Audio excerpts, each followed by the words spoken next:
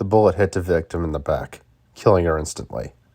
Officer Hernandez told me as I had arrived at the crime scene. The murder happened at a circus called Wonderland. The victim's body was found about an hour after the homicide. Hernandez immediately closed the whole circus so that we could investigate. A bullet killed the victim from behind, which destroyed her lungs. Based on her ID card, she was 38. Her name was Mary Casfield. Hernandez had already questioned some people, but there were no witnesses. A few people said they heard a gunshot around midnight, but nobody saw anyone suspicious around the crime scene. Any suspects? I asked Hernandez. Meanwhile, another police officer was writing his report about the incident. There were at least a dozen of us there. It could have been anyone, Danford, Hernandez responded, searching for a cigarette in his pocket. He finally found a pack. Do you want one? No, I put down a few months ago, I said. Oh, right, sorry. He then tried to search for a lighter. We have to speak with everyone working at the circus. The lieutenant said he knew the victim, and she had a husband and a son who was 12, I think. We should inform them about the passing of the victim. They already know about it.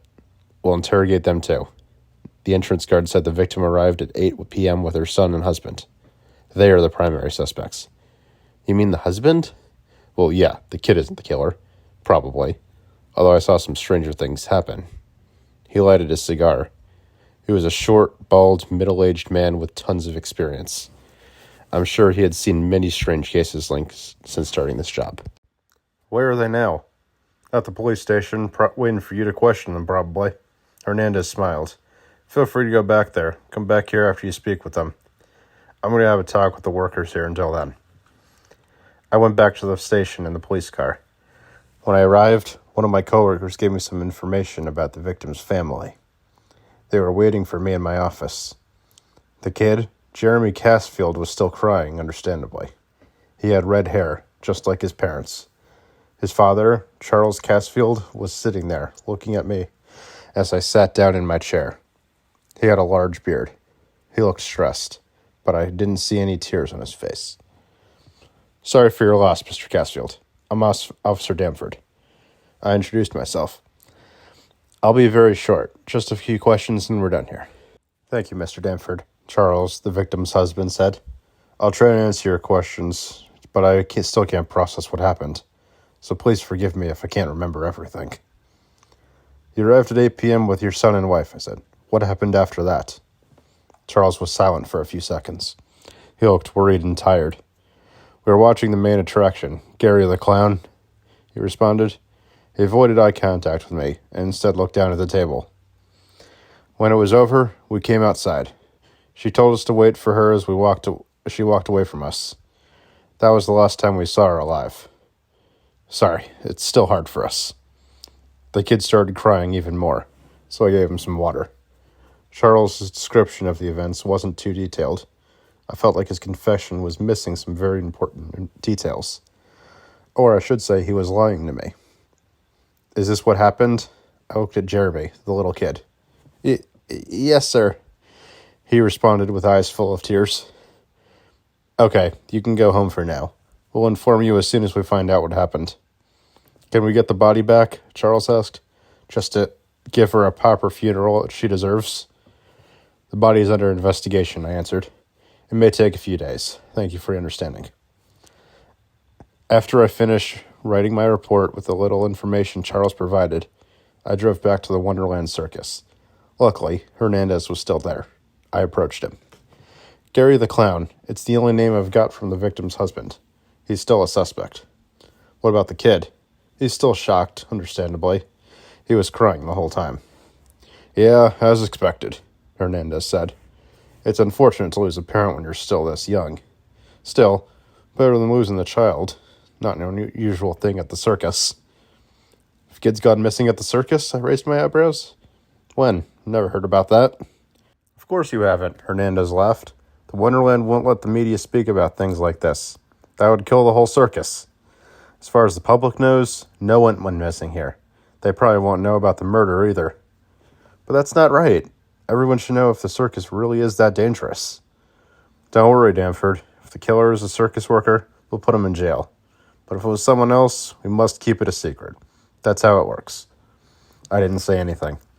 After a few seconds of silence, Hernandez spoke again. So, Gary the Clown, he's the man in attraction around here. I think he's still here, so you can go speak with him if you want. Do you think he's also a suspect? I asked. Who knows? He might be. I always hated clowns, to be honest. As we were talking, an old man appeared out of nowhere. He had gray hair and a mustache and wore a black suit. Officer Hernandez? The man nodded to him. Then he looked at me. Allow me to introduce myself. I'm Mr. Carter, the owner and manager of the Wonderland Circus. I'm here because of the unfortunate incident that happened a few hours ago. I'm sure we'll solve this case as soon as possible, I reassured him. Look, I'm sorry about what happened to the victim, Carter said. But this investigation is bad for the business. I want you to end this by the end of the next day. It isn't that simple, sir, I argued. We're already working on solving the case, but... Don't worry, sir, Hernandez looked at Carter. We'll close the investigation in no time. Thank you, Officer Hernandez, Carter nodded, then walked back into his office. I looked at Hernandez. This guy's a piece of shit.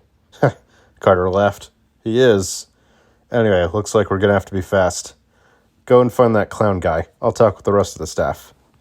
It took me half an hour to find Gary the Clown. I knew I had to be fast, and that Carter would probably give tons of money to the police station to close this case.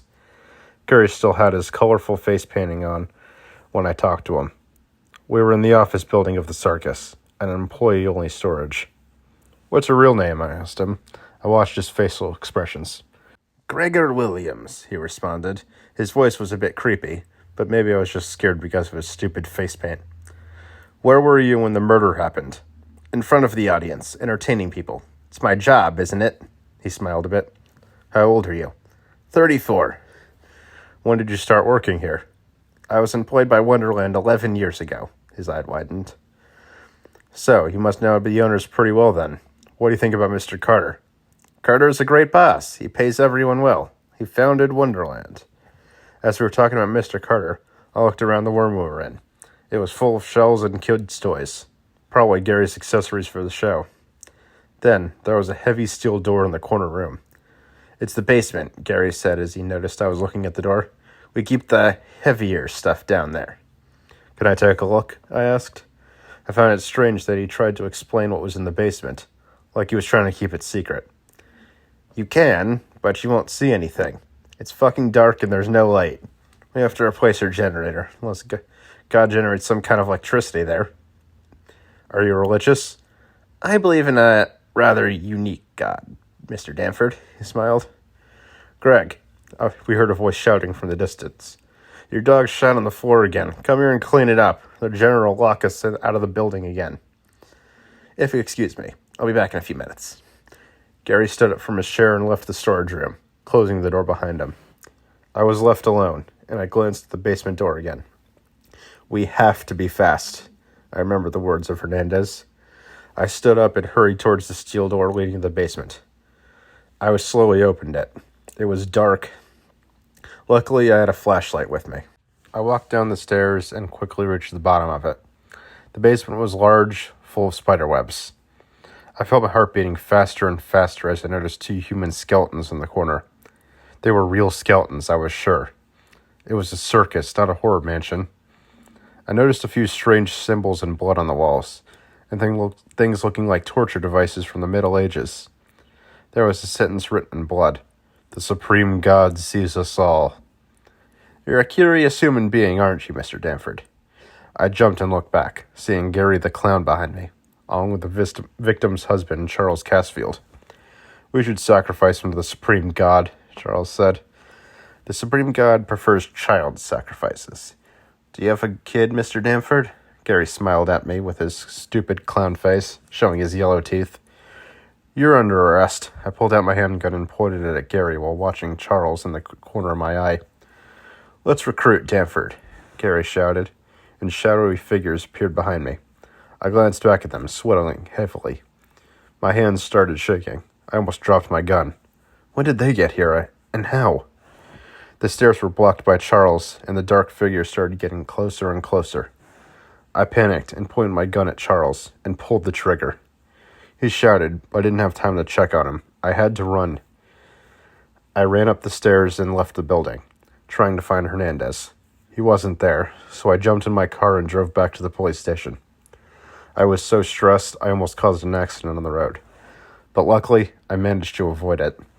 I shouldn't have driven in such circumstances, but I had no other choice. When I arrived at the station, Hernandez was standing at the gate smoking a cigarette. I ran to him as fast as I could. "Hernandez, they tried to kill me. The killers." "Calm down, Danford," he responded in a calm voice. I was so angered by this. I could have died, and he was so calm. "I talked to Mr. Carter again a few minutes ago. Case is already closed. The victim wasn't killed. She committed suicide." "What the fuck?" I shouted. "She was shot in the back. You saw it." "And you should be under arrest for attempted murder on Charles Casfield. The circus reported it. Since you're my longtime friend, I won't arrest you right now. I'll give you some friendly advice. Leave the country now. If I see you again, I'll have to arrest you. I hope you understand." "That's bullshit, man. How much money did Carter give you?" "He gave me nothing. Go now. I could get killed for letting you go." "This is what you would get for not accepting the way of the Supreme God, Danford." He then took my gun, turned back, and slowly walked back inside, leaving me there. I'm on a plane right now, moving out of the country. I lost my job, and I have no idea what to do.